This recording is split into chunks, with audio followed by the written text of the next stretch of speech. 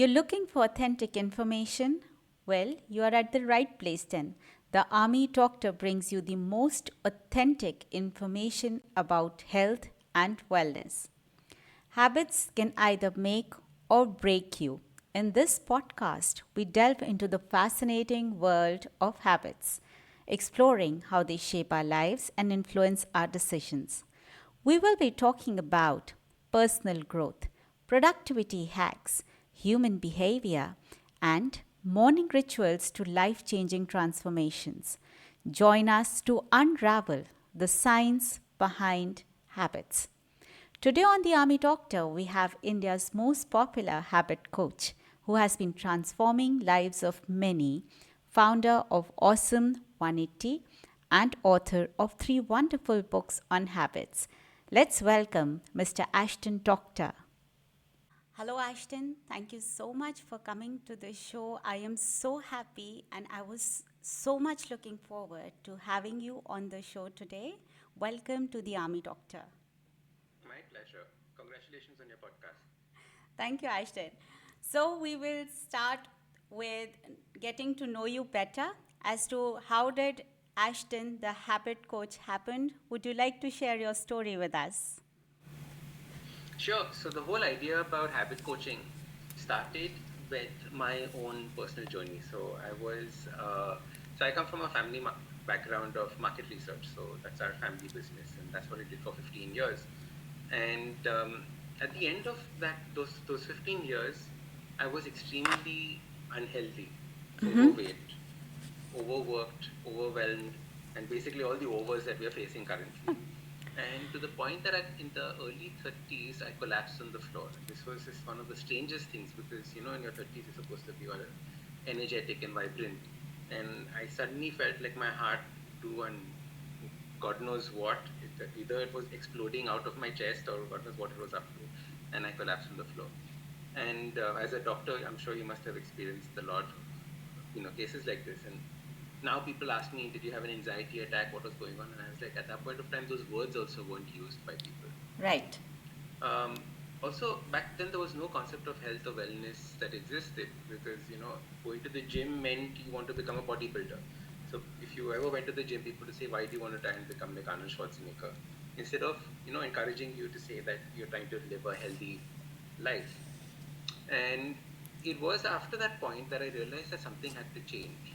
And I started creating these changes in my life.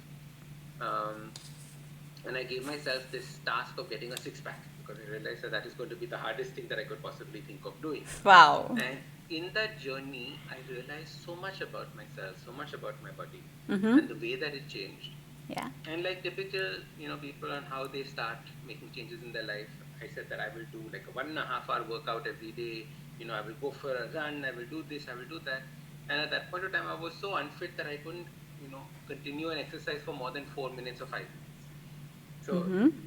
doing a 1 hour workout was impossible. I would start, these 1 hour videos, and I would be lying on the floor in the first 5 minutes. And that's when I discovered these things called Tabata workouts, which are like 4 minute workouts. Then there were these 7 minute scientific workouts, and all of this I realized was easy to do. Mm-hmm.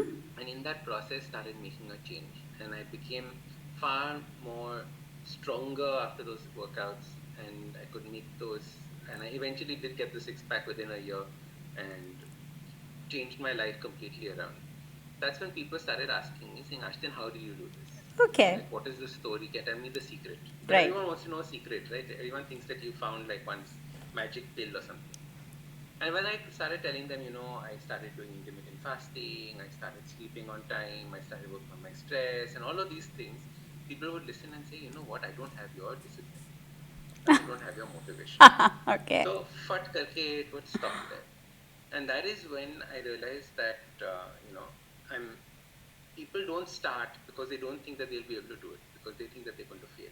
Right. So that's when I started habit coaching to teach people that you don't need to start very, very big, but start small and realize how the consistency is going to help you grow and change over time.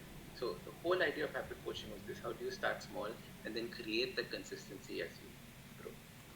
So, who are the kind of people that you work with and you have transformed their lives? That is what I hear.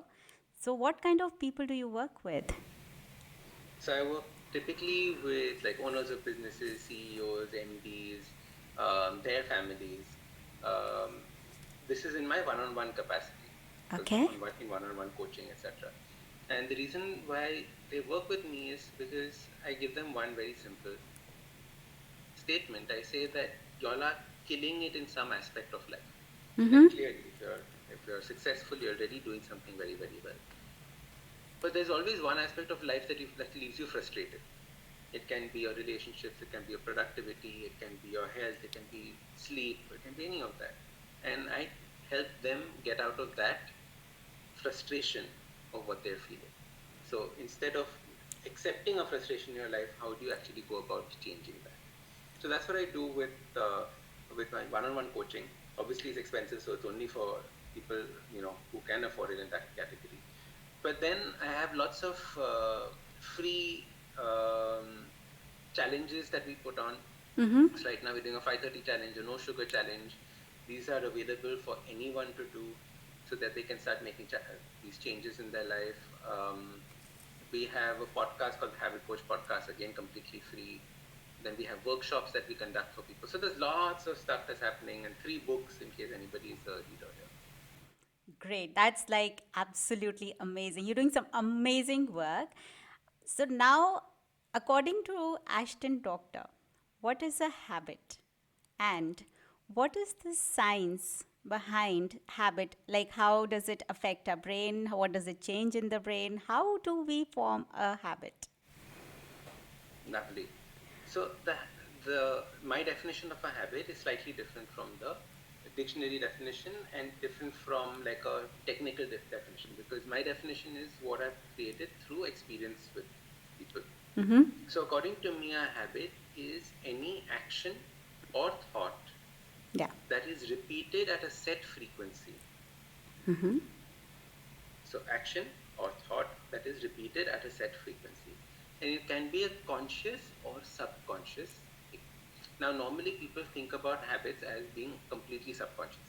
Right? I don't know how I brush my teeth, but I brush my teeth. Okay. I don't know how I tied my shoelaces, but I tied my shoelaces. It's all subconscious.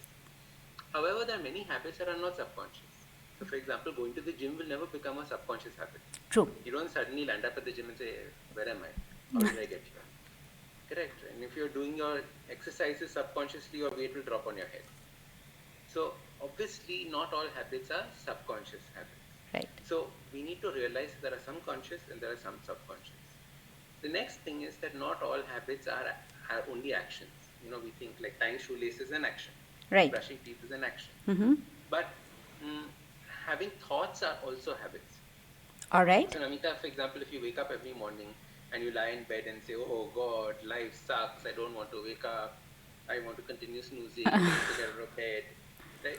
And if you do that every single day, that becomes a habit. How many people have the habit of snoozing? Right. And if you every day keep saying life sucks, life sucks, life sucks, can you imagine what's going to happen to your life? It's It going to suck. starts sucking. Absolutely. So the whole thing is that our habits create the life that we have around us. And the important thing is that they have to be at a set frequency. They Mm-hmm. cannot just be once in a while. So if you do your crossword every Sunday and only on a Sunday, it's not a habit, right? But if you do a crossword every day or every alternate day, then it becomes a habit. So the set frequency and that consistency is very, very important for a habit to change. Amazing. I love the concept, the way you've described it, the way you've explained it. It's amazing. Ashin, Thank you. so there are things like something known as bad habits. Okay. We don't have to learn them, they just happen. And once we are there, like for example, smoking, sugar addiction, gambling, procrastinating, why is it such a huge challenge to break a bad habit? So there are no such things as bad habits. Okay. Okay, there are only habits. Right. And now you can decide whether these habits are helping you towards your goal or taking you away from your goal. Okay. So all habits are the same. Mm-hmm. Smoking is just a habit. Mm-hmm. Who calls it bad? Who calls it good? Right? Smoking during the American, Indian, the Native Americans' time was used as a way of creating peace between two tribes. Is that a good thing or a bad thing? Right? So it all depends on context, and it all depends on when this habit is used. So there is no such thing as a good habit or a bad habit. You only identify whether this habit is helping you towards your goals or not. So if Correct. your goal is to live till 120 and have a vibrant, cardiovascular health, etc., smoking might not be a desirable habit. Mm-hmm. But if you want to look cool and die at 30, maybe it is. So it depends on your goal. Okay, so Right. that's the most important thing. Now, all habit change is difficult because you are so used to it that you first have to make it as uncomfortable as possible to do that habit. Okay. So, for example, if you want to, continuing with the smoking example, if you want to quit smoking, Hmm. I don't tell people to quit smoking drastically by going cold turkey, etc. What I tell people is that first learn to whittle it down. You're doing, say, you're having 10 cigarettes a day, let's bring it down to 3 cigarettes. Let's bring it down to 2 cigarettes. Let's bring it down to 1 cigarette. Mm-hmm. And then when you have 1 cigarette, you realize that you're not really addicted to it. It's only Right. that nicotine in your system that's constantly pulling you back. Okay. The habits have changed. Mm-hmm. And then we can get rid of that habit of smoking. Okay. In the same way, we do this by making our habits as hard to do. So Okay. don't carry a pack of cigarettes if you don't want to smoke. Mm-hmm. Don't have lighters at home. Don't have ashtrays at home. Make your home a no smoking zone. If you have set friends that you meet and smoke with, don't meet them. Okay. Instead, spend time with other people or meet them in places where they can't smoke. Like, for example, if they can't smoke in a Starbucks, so go meet them at a cafe like that. Mm-hmm.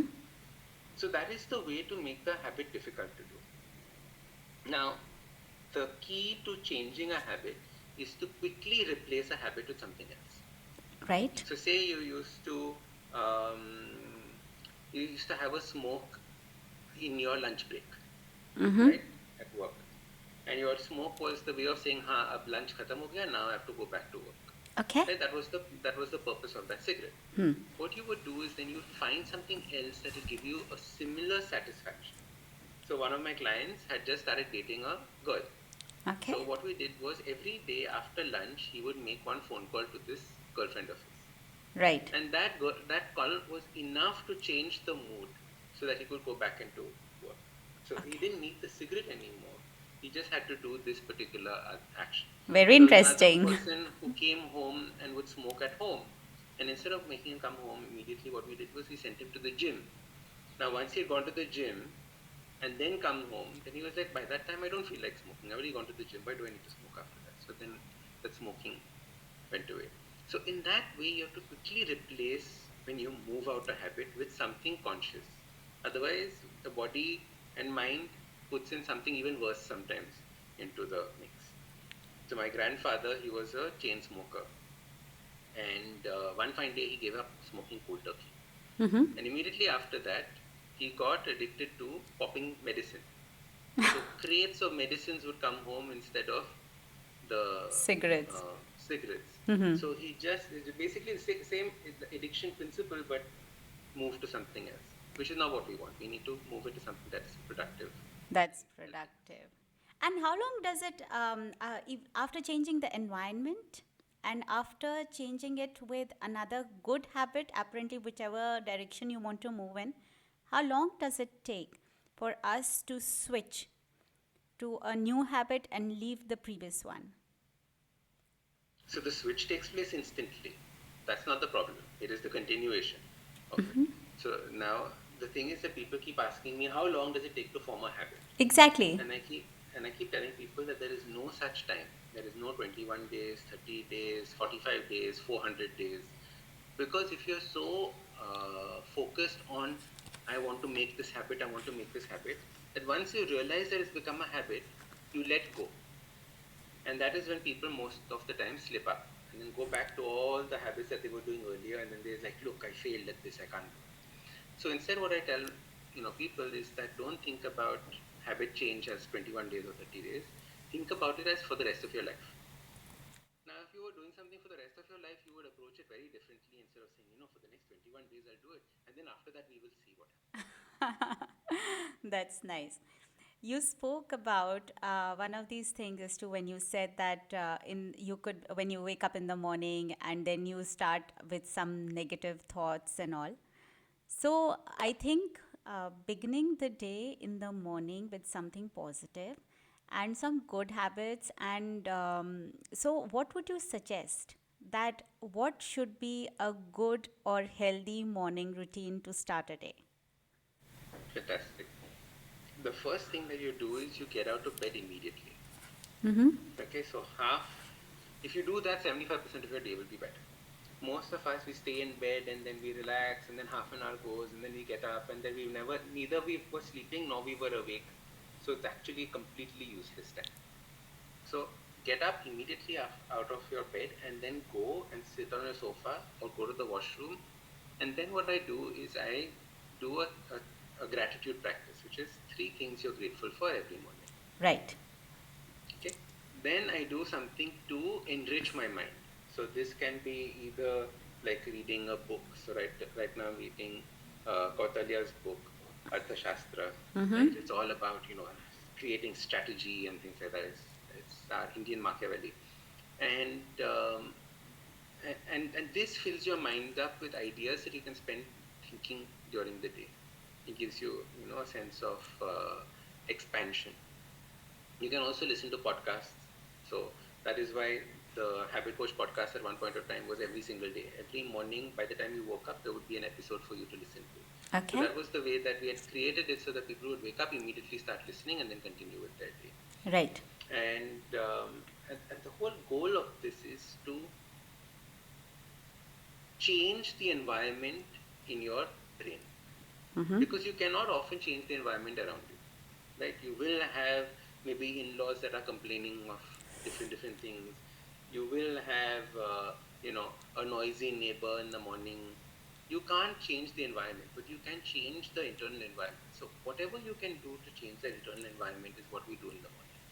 Then we do either a 5-minute exercise routine. So like on my YouTube, I have Tabata workouts, 7-minute scientific workouts that people can do at home in their pajamas.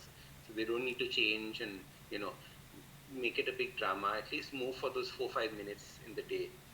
And then after that, you can then go and plan what your day is going to be like. So Namita, this is one of the most important things. Most people reach office and say, "Chalo, aaj kya karte hain? What shall I Okay. do now?" Mm-hmm. But if you know what you're going to do, you can have a far more productive day. So go with a plan for the day instead of trying to play it by ear. Perfect. That sounds amazing. And now we'll come to the other end of the day. So now you'll have to give me some amazing tips to wind up your day. Lovely. So ending your day, we need to end our day the way we put our children to sleep. Mm-hmm. Okay, now this is the most important. You have a child, right? I have two children, teenagers You have both. you have two children, teenagers, khalas. So when they were children, how did you put them to sleep? There was a sleep routine that you followed, True. right? Which is that I will first play with them so they get tired. Then I will make them have a bath. Then I will put them in their clothes. Hmm. Then I will switch off the lights. Then I will sing to them and they'll fall asleep. Yeah. Correct? If you did not follow any of these 5 steps, khatam. Right? True. Right? If you did not play with them till they were tired and you put them for a bath, then they would not fall asleep. Mm-hmm. If you did not give them a bath, they would not fall asleep. Hmm. Obviously, you had to change them. So what happens is that we need to realize that as humans, we are big babies, Right. and we have to follow the same routine. Mm-hmm. So what do we need to do? In our case, we don't need to tire ourselves out, but we need to settle ourselves. Mm-hmm. So how do we do that? By not watching TV. Okay. So 1 hour before or 1.5 hours before you go to bed, stop all TV, mobile devices, etc. because those are all stimulants. They make you stay awake longer. Right. Instead, what you do is you focus on calming yourself down. So you have a lot of meditations that you can listen to on audios, on YouTube, etc. You can sit down and just look at one spot. Slowly, your eyes will tire. You can read a boring book.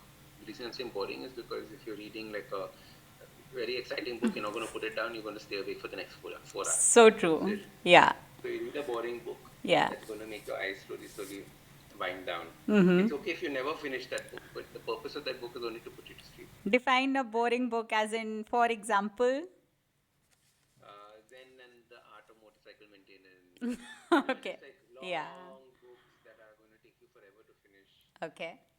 So those kinds of books are important for you to wind down with. Then what you do is you make the room as dark as possible. So as minimum light as you can use. Then change into your clothes, your pajamas. Don't sit in your pajamas at home because the pajamas signals your body that now it is time to go to sleep. If you're wearing if you're wearing your pajama throughout the day, you're not going to get that signal. So at night, only then wear your pajamas. And then once that first jhoka happens, that first like little feeling of sleep happens, that is when you go to your bed. Now, for most of us, the first jhoka happens at 8:30.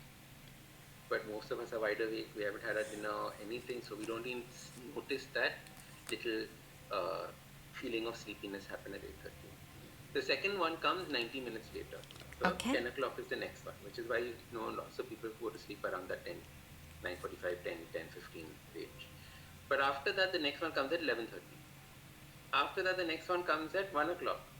So you will notice that people sleep in these patterns and follow these out. So try to be in bed by about 10 o'clock so that you can ride that first melatonin sleep wave instead of trying to soldier through it and then get caught waking up and staying awake for another 1 hour before you get your next sleep wave.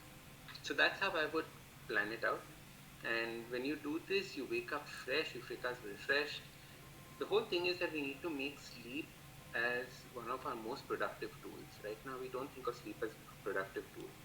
So if you think about sleep as your new best friend, if you think of sleep as a productivity tool, and you start competing with people saying, how much I slept, how much you slept, then we can actually start focusing on our recovery and sleep. We can actually use it like how much you exercise, how much did you go for a walk, and proper nutrition, and etc. There is a little rapid fire that I have Amazing. created for you. Discount. बिल्कुल चाऊ चाऊ Army doctor rapid fire. बिना discount नहीं होता ना no fun. Okay, very short one, just 5 questions, nothing huge.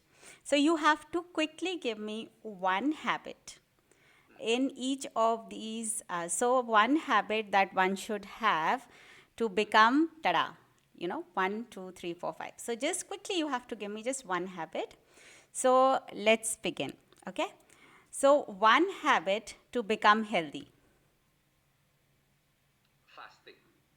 Okay, So I that think is physical, firstly, physical healthy. Now mental health. okay. Same, I'll give the same answer. Fasting, not talking for 1 day, not talking for half a day. Okay, to become rich. Pay yourself first. What that means is that as soon as you get your salary, invest the money that comes in from the salary on day one, then pay everybody else. Otherwise, you're constantly paying the driver, the laundry person, and then finally, whatever is left, you pay yourself. No, pay yourself first, and then everyone else last. Okay, to learn things fast.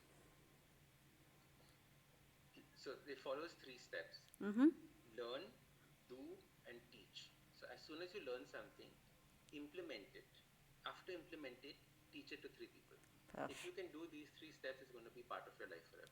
Areva, good. To focus better. What you do is if you're facing a wall in your office, you put a small dot on that wall. And every day for 5 minutes, just sit and look at that one spot without letting your eyes move left or right. So Wow. that teaches you focus. If you're at home and you put a dot on your wall, your mother will shout at you. So please don't do that. Don't say, "नहीं मेरा habit coach ने मुझे बताया कि I need to do this." No. Okay. Or you can on a wall in front of you find a little speck and then just focus on that. Perfect. To become famous and popular, just like Ashton Doctor. Be yourself. Don't try and copy others. Don't try and compare yourself to others. Okay. To be happy. To reduce the number of desires that you have. The lesser number of desires, the more happiness. So The, the more desires you have, the more unhappiness will follow you. that leads me to another question, which is now like this is over. But do you equate happiness and contentment? No, so they're two different things completely. So for me, what I believe happiness is, I believe happiness is everybody's sea level. So that is your natural state. Everyone's natural state is supposed to be happy. We're all supposed to be happy all the time. But what happens is something happens in our life that pulls us underwater. Right? Oh, I don't have enough money, pulling you underwater. Oh, my health is not what I thought it would be. Oh, my boyfriend broke up with me. All these things are constantly pulling us underwater. We get a glimpse of happiness once in a while when we come up, take a breath of fresh air, and then go back down. But what we need to learn is that we need to be at sea level almost all the time, because that is our natural state. And that natural state comes by minimizing the number of desires that you have in life, or at least understanding how do you deal with these desires when they come up. Because Wow. having no desires means your life is dead. Correct. You obviously want desire, you want money, you want these kinds of things. But if your entire life is around money and you don't get money, you're automatically going to say, I'm worthless. So, understanding how to deal with desires is very important as part of it. And then beyond happiness is so much more. Beyond happiness, there is bliss, there is ecstasy. All these things exist beyond happiness. So my goal is to teach people how to stay happy most of the time and then reach stages of bliss and ecstasy. Very good. Excellent. Ashton, now please tell me any three habits that you want to have till your last day, which you will never ever leave. So like I said, gratitude, which is the first one. Okay. Because if you don't have gratitude, two things take place. All the things that you take for granted disappear from your life. Mm-hmm. And the second thing is that when there's gratitude in your system, there is no fear. So All if you want right. to live a fearless life, live a life full of gratitude. So that is the first thing. That's that. The second one that I would think of is some form of physical movement, which is um, it doesn't have to be exercise, because by the time I'm 140 years old, I might not necessarily be able to do pull-ups, but some form of movement is important for my body. So yoga can be a fantastic longevity tool as well. And then the last one is for my mental well-being, the constant need to learn.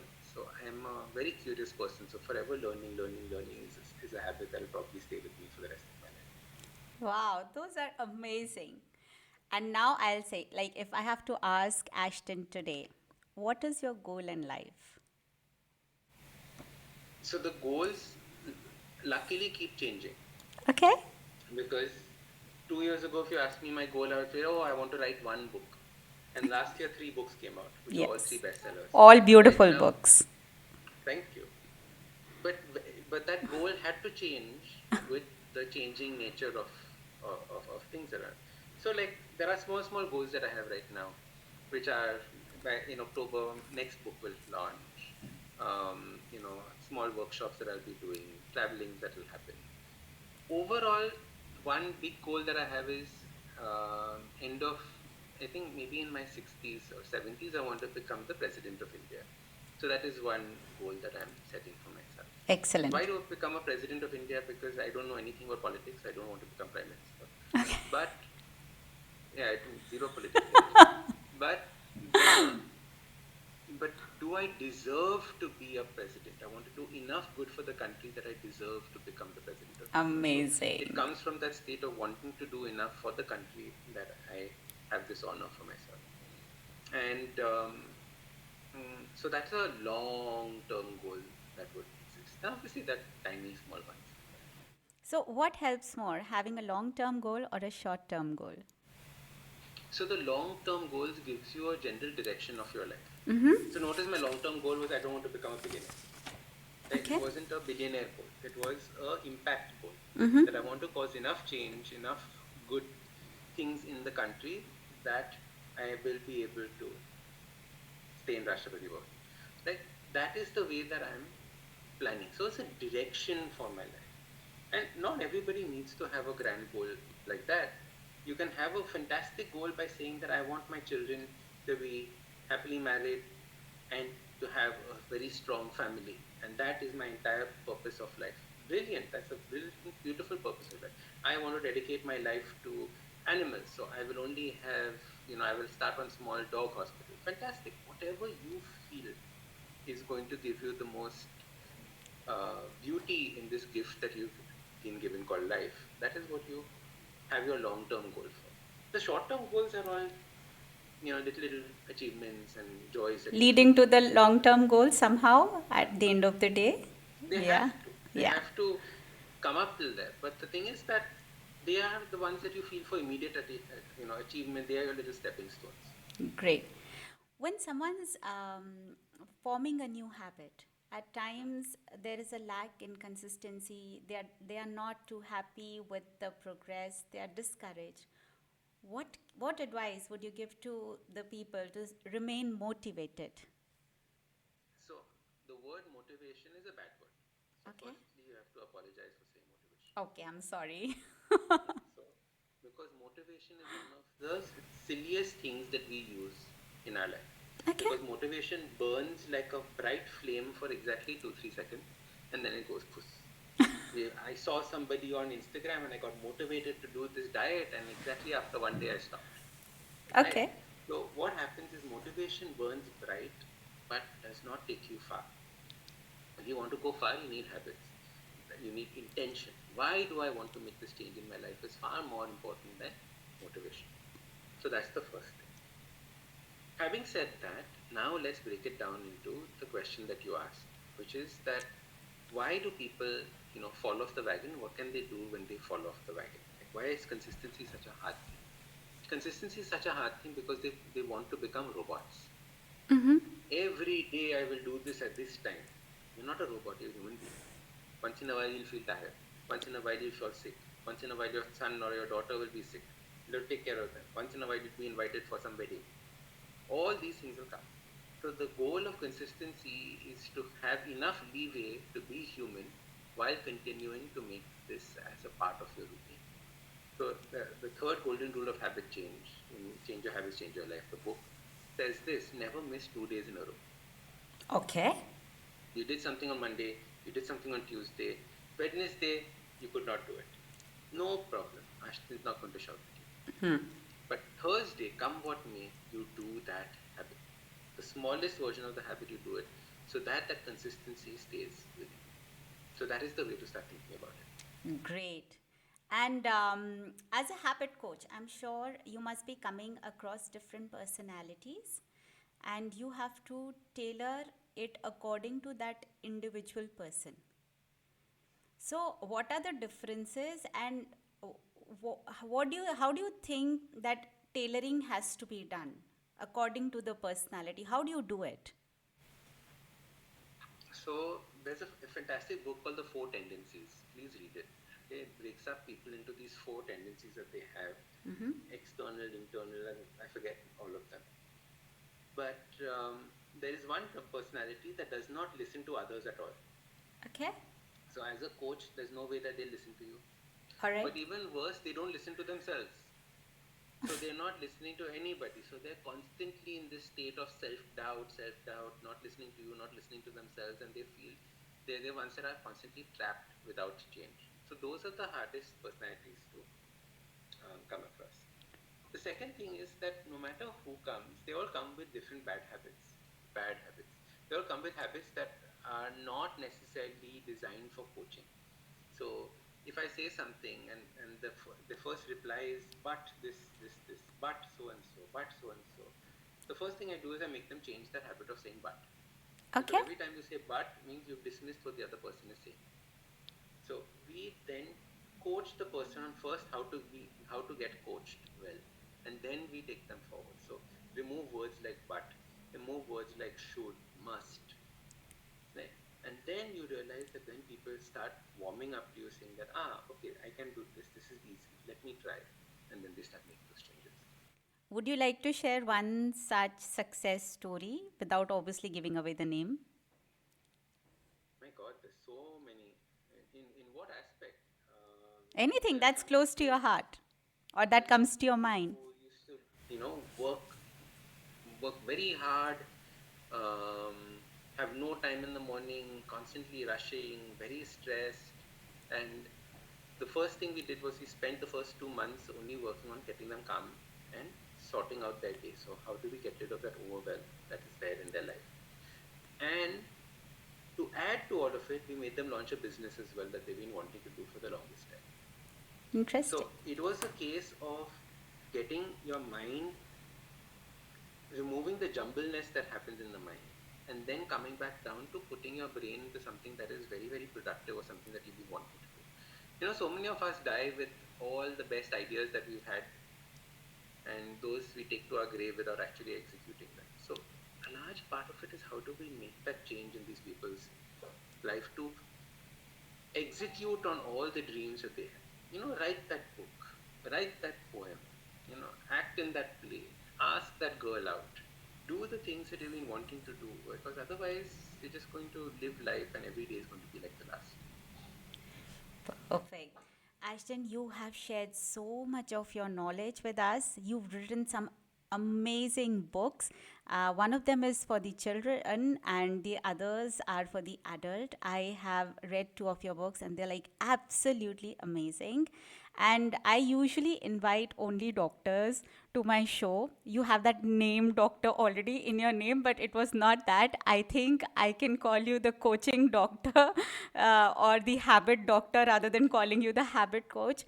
Thank you so much for coming and sharing this amazing, amazing information and habit forming gyan with us.